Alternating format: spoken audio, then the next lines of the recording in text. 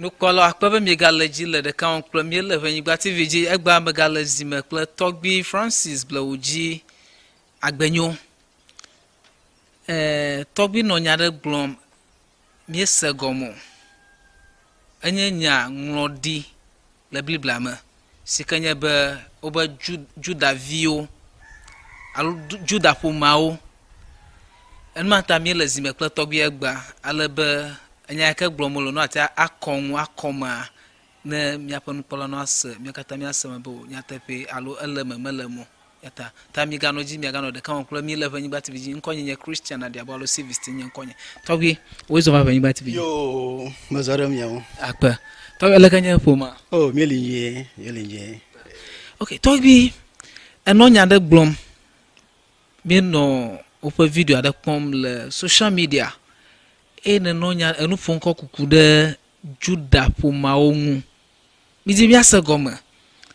enya glona la mi kpo ba eto vuvu na heikel nyanglodi lame alo nyanglodi gbalame nya blibla ta no ba Juda pomao alo Yudaviwo a o nyamekawo yo madugbana nkola okla nsala e madugbana vaduko kata mia de vadua le fie kata madugbano ava jol aroyi ye nkodo va no totrom nko ka kama jima de manami gbangbo ba nko ya ko ba mise la Biblia ma ye ko gboba amaro ye khore tupa be yo tojipo ye over mise gbano wa afagba o mise afagba o toto ya amayo agba toto ma le mia pa afagba ma romi ka o mise ami gboba ablu ado o amablu ado blu de chia o achia mablu lo afia ba nwamis taika ablawo agbare ba dogoto fagbama ikanya ablawo a afia ba le Togbi ogoma la mia pa gbava mis ado abluvie tami glona no ba ablawo amia because agbaba blu na mi tami yona ba ablawo ado hablawo taika Africa to fa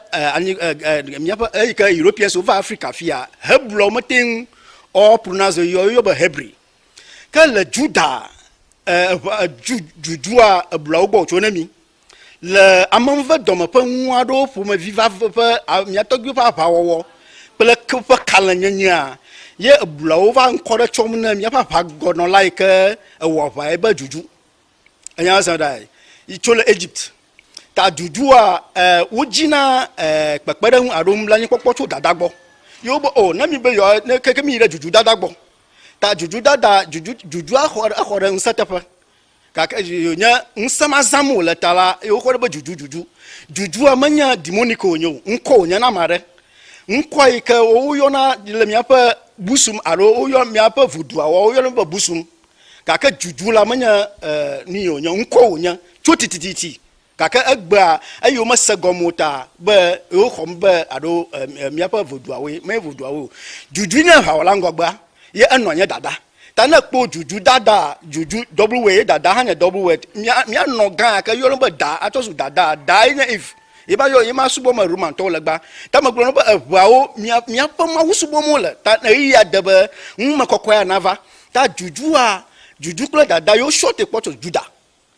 le Togbi ba pa wo kle pa kalanwa o refer to lion aro jata yo ngato no glo ba Juda lion of Judah lion of Judah ina buawo ka le miawo yo ma le hebriawo ma la hebria blugbe blugbe manya hebria ya ayre ko cho blumi la fma goji yin ka mi se mi lo ba blu aya se re ngata mi no yo ba bluawo because over gba adogo cho gba ma ta Juda e ka le Biblia ma abawe ni apa nse ya ta matai wo no mi ayo ba the Judah of lion ado the lion of Judah ta abawa mi awo nya Judah wo Togbi akpe abale na le glom kra na be yevo chonko neva oba juju alo blawo chonko neva oba juju azono ba juju a yevu gbama fanko ema na nyema vivi nu mo yevu gbo fanko nya juju o blawo chonko ma na mi juju a ta juju a yevu gbama o yo ba idol okay that's all right aro demonic plotomo juju a blawe chun kona mi ba juju afi yevu va piquer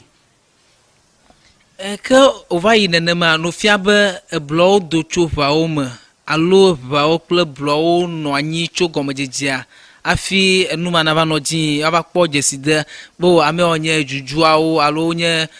judawo amewo nye hebrewawo no fia be history ali gogogo za maglo no mi be le xixama ƒe gɔmedzedzea edan ƒe viwo dze xixama gɔme anyi ye egbegede maglo no 270 language from Ewe on le miaƒe Africa fia 270 language from Ewe ni asan bluawa novio mi nye gbe ɖeka mi dona tsa mebe woƒe gbe ƒe tɔtrɔ me ayi ŋmata mi tso ŋkɔ no be hebluawo alo bluawo because egbe me va blu ne mi wo va blu gbe ne mi ta gbe va blu ta ayi ŋmata mi nɔ gbe be bluawo yi ke va tɔ zu hebriawo gba ta mi katã la gbe ɖeka mi do tsa eya sɔ da yi kena ma ɖe gbɔgblɔm fia be alo ʋevi aɖe gbɔgblɔm be no be hebreawoa miwo ʋawoe nye hebreawo ya ma ɖe gbɔgblɔm be no be edan ƒe dzidzimeviwoa miawo ʋawo nye dan ƒe dzidzimeviwo enyama mekpɔ be tɔtɔ aɖe le me eyi ma gblɔ me no xoxo bla ta hebrea ya ye hebrea yevuwo ko va tso nyamatsɔtsɔ flumi hebru le nye ŋkɔ hebru eya sɔ da alo ebru eya sɔ da ƒe gbe ŋkɔe ye mi refer to mia nɔviawo eya sɔ da ye wo nɔ mia yɔm be judawo because ŋusẽ ke zɔm tɔgbia lea tsɔ megblɔ no be aʋa ɖe dzɔ ɖe tɔgbia goli tenɔlawo kple edan ƒe viwo dome edan ƒe vie mɔ mea ye mo va tsɔtsɔ refer to David kple Goliath eya sɛm ɖe aʋa gã ɖo nye dzɔ le tɔgbia goli kple etenɔlawo goli tenɔviawo kple edan ƒe viwo dome gake mi ɖu wo dzi history ma li egbegbe gake va trɔ le Biblia me be David kple Goliath tɔgbia goli ye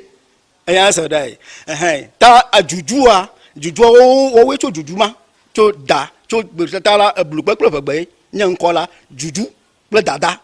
ta ʋegbe kple eblu mis ŋmata mi gbava mis no ta ŋmata ne ge ɖe ʋegbe me la ne ge ɖe blu me la akpɔ be ʋegbe geɖe le blu me ye ne kpɔ ɖe blu me la akpɔ ʋegbe geɖe le me enya ɖewo le fifi le fia le ʋegbe me ne ge ɖe blu me afi na ta se gɔme ye nya ɖewo le blu me hã ne ge ɖe ʋe me afi na te ma se gɔme ta egbea blu ŋmata mi nɔ yɔ be hebluawo alo ebluawo yi va tsɔ zu hebriawo gba. Ok, tɔgbi akpe abe ale ne le nume kɔm alo nume ɖem na mi ma yi dzi ma gabia hã to kuku ɖe me ke nkata nkae dzɔ hafi wonye be dada li eye juju hã li wonye be va ƒoƒo ƒe ame katã be juju dada nkata ye ŋkɔ na va yi nenema be juju dada nane ta nane dzɔ hafia be megblɔ no be ta juju dada ƒe viwoa shɔti kpe nye juda ƒe viwo eya se ɖa juju dada eya se ɖa juju dada ne kpɔ jujua kple dada ta ne ɖe da ɖeka ɖa ye ne ɖe jujua ɖeka ɖa kpɔ juda ŋmata wo shɔti nene be juda ta fifi la ke nyake le asiwo ne xixame katã nogo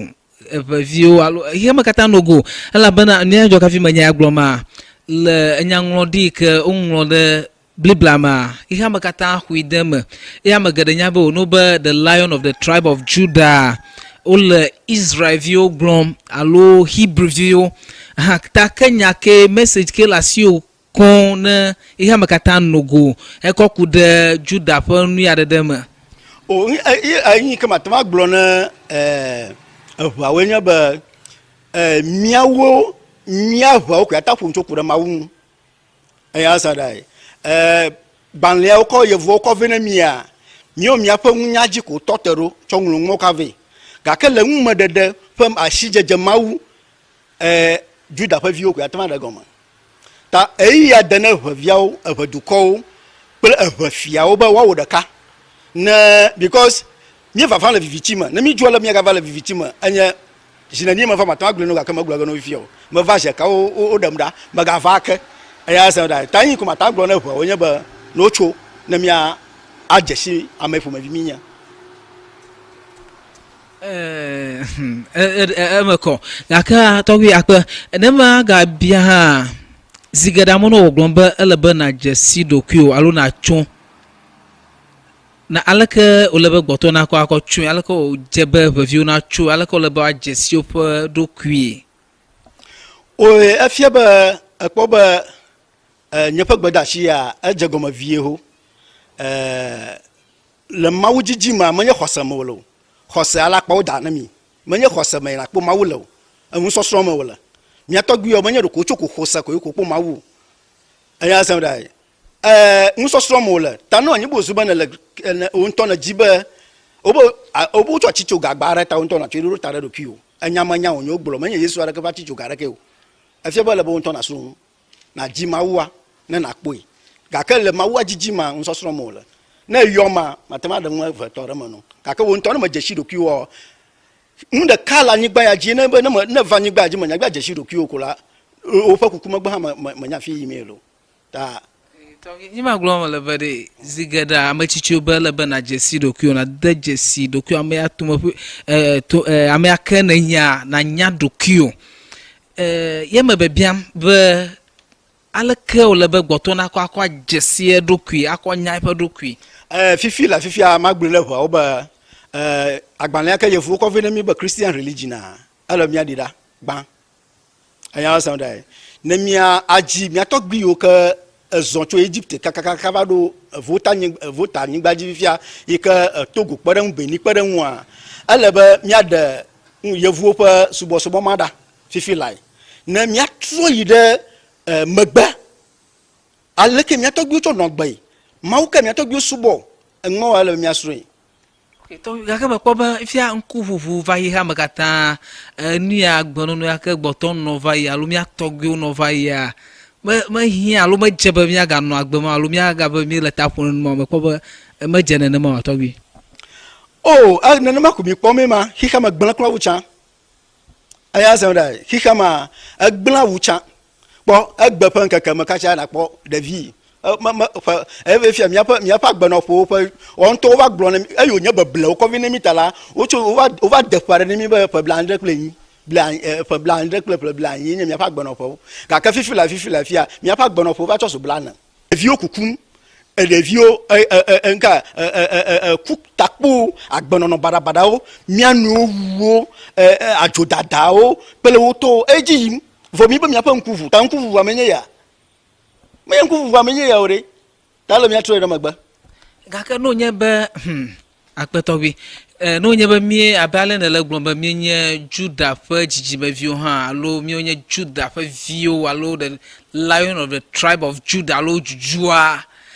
ko ba le ba jesi tokiade alo ne nya magoto kran be ya dafa da kran ale ba na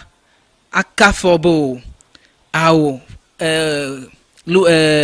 alko glena lu ba ka na jo alo fuma ya ka na jotua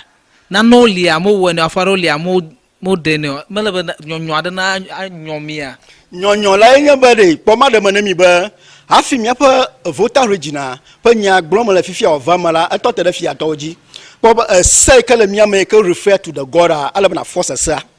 afi owodo aya sa da ala na force sa ta la mi apa Agbeno no pa de dinyanya yikemya ga trogbo la fia haushi eyevo secondly enya ba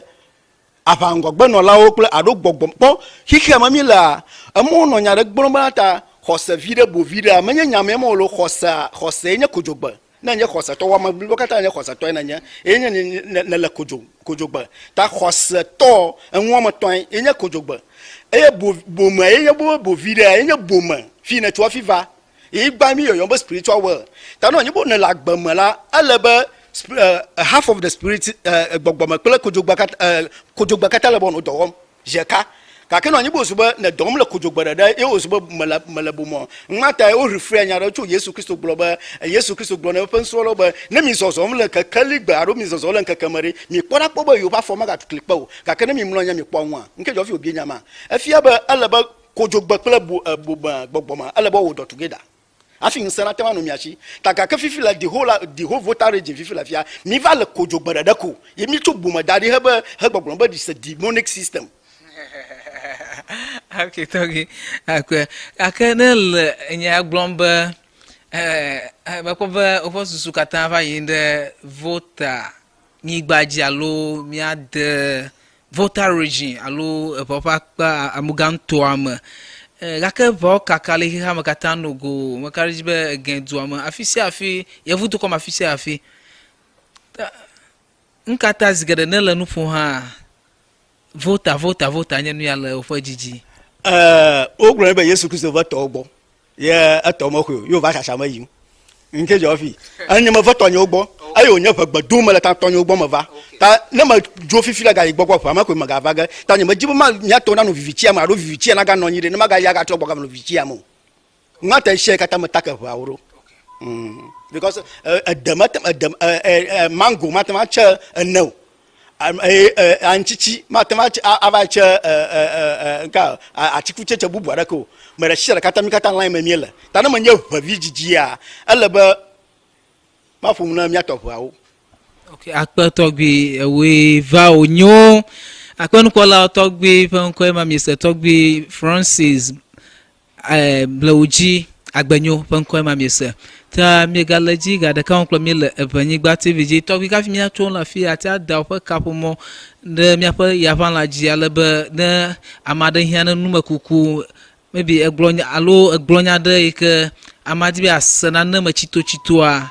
more de lie be atada opa oh enya fa number enya 0546 141923 nanakau aton en adan deka en deka asheke ple eve ple eton enya nyepo number na mara kuma sana na gomoa male ready be mad mawu gomonemi yinya mawu ki togbi osubo ke wo kikama madam enemy na mama kona maro ayo madam ani akpa togbi nukola akpa be mi galeji de kan klo mi le Ewenyigba TV nkonyenye Christian adiabo alo atayombe service azoha mazamon pokwe ma da akpa no silence ever English dictionary la bana wagbagba jan o dictionary alebe wele gbeme kle yevu gbama alo English gbama wano boboy na masiama school view de via masiama ke bia strong gba adodu alo atia water o dictionary ado enye the best yevu be the best atia adodu